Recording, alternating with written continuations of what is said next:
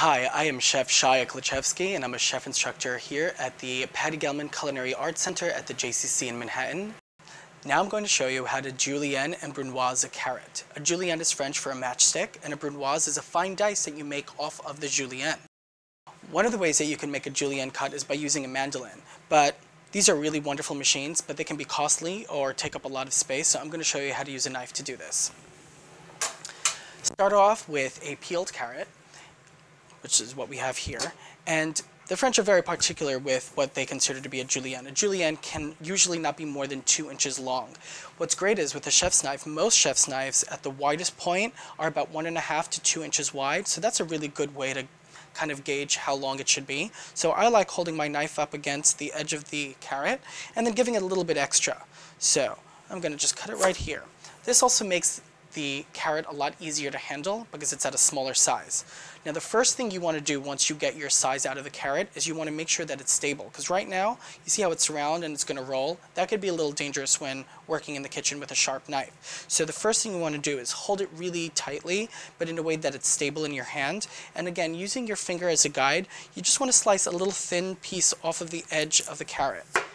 Once you have that off, you have a flat surface to work against, and it makes the carrot much more stable to work with. So with the stable end down, with the flat cut side, I'm going to square it off in a sense. So I'm going to continue cutting little pieces off each side, turning it over to the newly cut edge until I have a squared out carrot.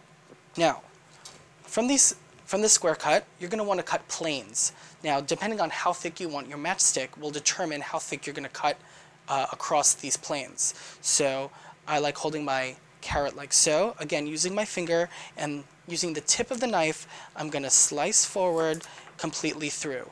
And I'm going to extend again about the same distance and cut completely through.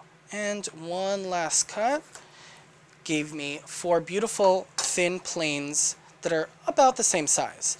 Now, you could layer these on top of one another and cut that way, but I'd like to work with one piece at a time.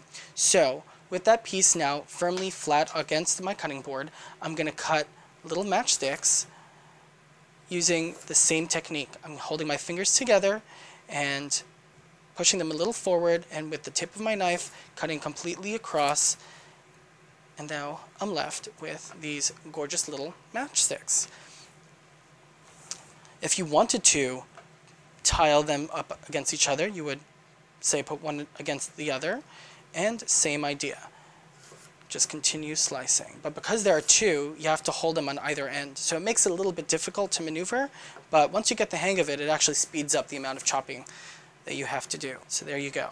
Now from here, if you wanted to make brunoise, a fine dice, you would take a few of your matchsticks, line them up so that they're even, and then cut across your entire length of the matchstick. So by holding them together, I, again, am going to just cut across, and we get these beautiful little dice,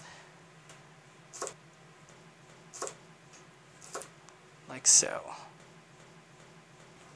And here you have these gorgeous little brunoise.